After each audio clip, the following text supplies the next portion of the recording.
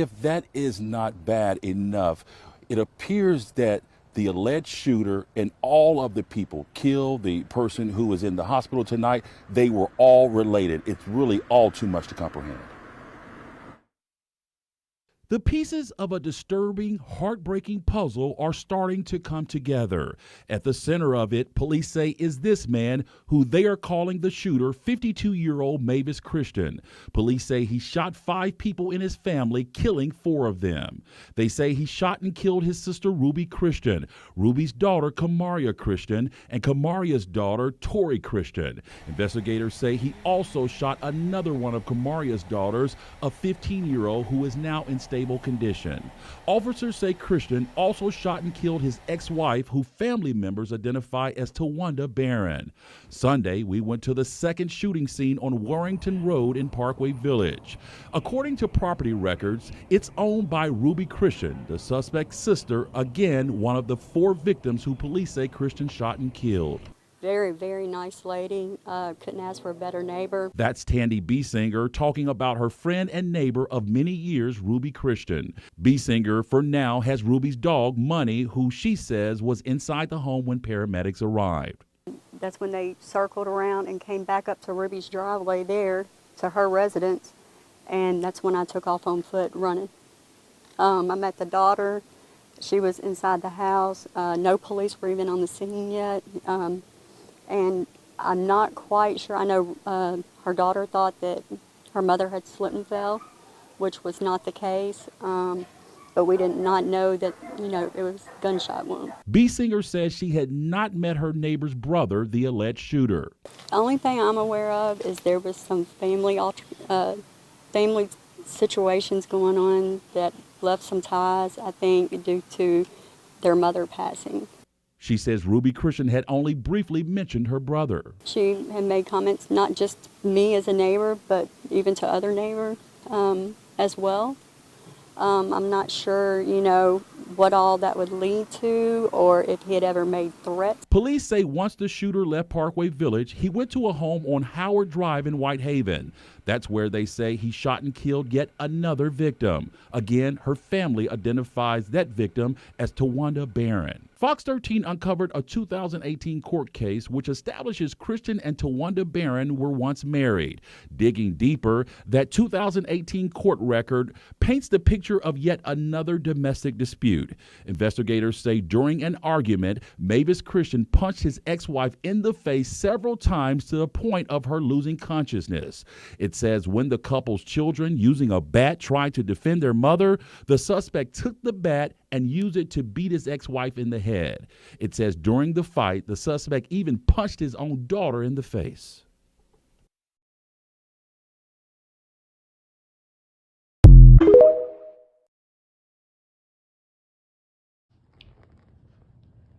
I wanted to make a little quick response video to this TikTok video. I saw this on YouTube and it blew me away. There was like they identified it as like a mass shooting in Memphis, Tennessee, where 4 black women lost their lives. Now, I think 3 of them were adult black women, and one was a 13-year-old black girl. She was murdered right along with her mother and I think her grandmother. Now, this story is about a black male, 52 years old, ex-con pretty much, spent I think 6 or 7 years in prison for attempted murder. I don't know why they would give somebody just 6 or 7 years for that. I think his name, I can't think of his name right now, but I'll put it in the title. His name doesn't matter because he's an animal, or he was an animal. This confrontation was a issue that they were having in the family. I think their mother had just passed away. And we all know, like with black families, when, your parents pass away, they leave property, they leave land, sometimes they leave money, different things like that. And so you're going to like pretty much have to get together as siblings and pretty much divide things up, or, who gets to stay here, who gets the house, who gets this land, especially if no one has like a will or anything like that. That's why it's so important to have a will. But this black man was 52 years old. He was a nobody, pretty much. He was a violent animal. So after their mother passed away, he had a problem with his sister. He had an issue with his sister because the mother left the house. And the sister got the house, and I think her daughter and her granddaughter and all of them, I don't know if they were staying at the house, but I know somebody was staying at the house. It wasn't him. And this 52-year-old nobody that was an ex-con, in and out of jail, in and out of trouble, probably didn't even have a job, probably didn't have a pot to piss in, decided that he was going to take his sister out. And I believe he took his sister out, her daughter out, and her daughter's daughter out. And then he went and take his ex-wife's life also.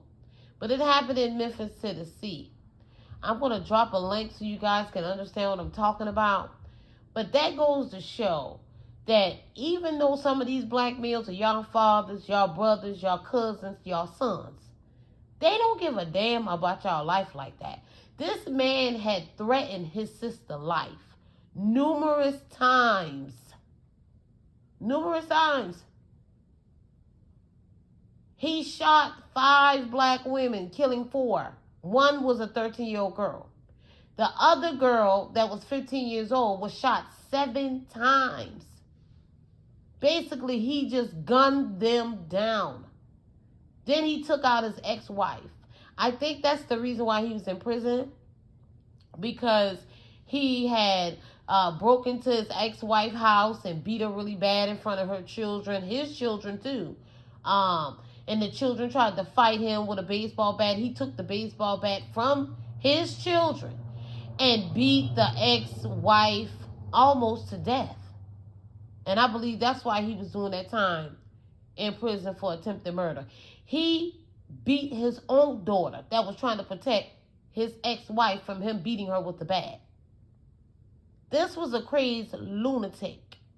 When these black males threaten y'all lives, I don't care if they y'all sons, y'all brothers, y'all daddies, y'all better take that shit serious, because they have a total disregard of life. They don't care about living, and they don't care if they take you with them.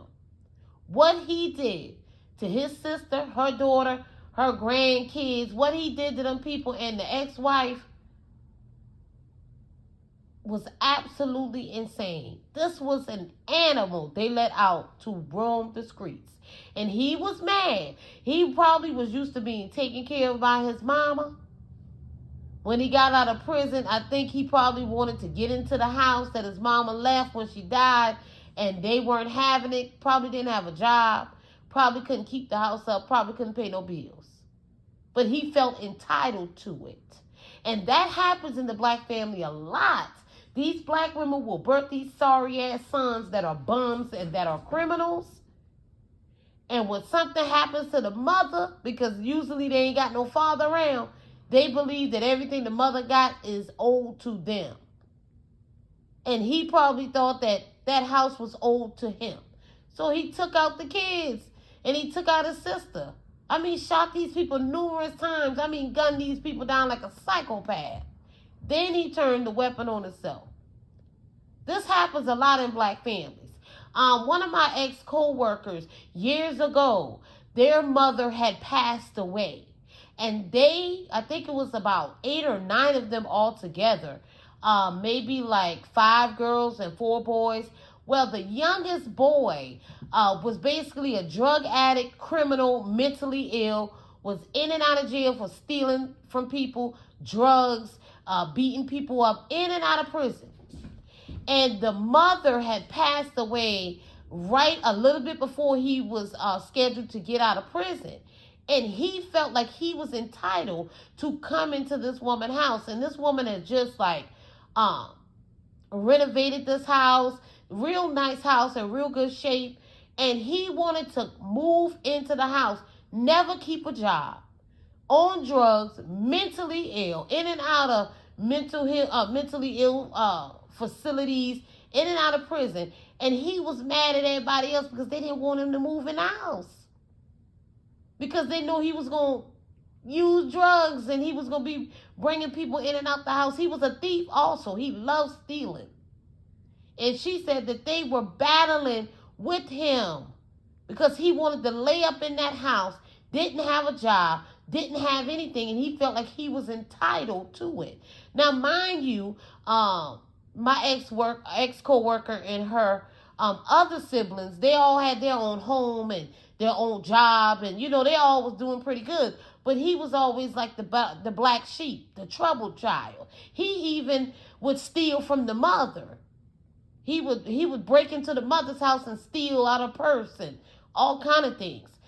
She would have to call the cops on him. They would fight. He would try to fight her. All of this happened before he went to prison. Then when he got out of prison, shortly before getting out of prison, the mother passed away. And he felt like he was entitled to everything. He wanted to fight. He threatened them. All that type of stuff. All of that was going on in her family. So this happens a lot with black people. When black women birth these sorry-ass sons that are mama boys, and they treat these boys like they damn man, and they think that everything that their mama got, they entitled to. A lot of these black women that have these brothers are suffering. I thank God my mother didn't have any sons. When I was younger, I used to say, I don't know how it is to have a brother. Now that I'm older and I know what black men are giving out here, what type of energy they got, I thank God I don't have no brothers. I thank God I don't have none. For real, for real. Because these brothers are just as dangerous as these sons. Just like how these sons are taking black women out, that man took 4 black women's lives and left the 15-year-old riddled with bullets, almost took her life too. And he unalived himself. This happened in the last, 2 or 3 days. I can't even keep up with the stats anymore. I can't even keep up with the numbers of how many black women are losing their lives to their sons, their brothers, their male cousins, their boyfriends, their male husbands, these sorry-ass black baby daddies that they got. I just don't see how it's worth it. I just do not see how it's worth it. Y'all can't trust none of these black males. Not even y'all siblings. Not even y'all family members. Because they say this man was threatening them on a regular about taking them out, unaliving them. And he actually followed through with it. Took a 13-year-old black girl with them. It's crazy. It's crazy. But I'm going to leave a link to the story. And, you can see from this TikTok, you can pretty much Google his name and you will see what I'm talking about. It's horrendous. It's horrendous. And that's all I have to say about that. I will catch you guys in the next video. Like, share, and subscribe. Bye-bye.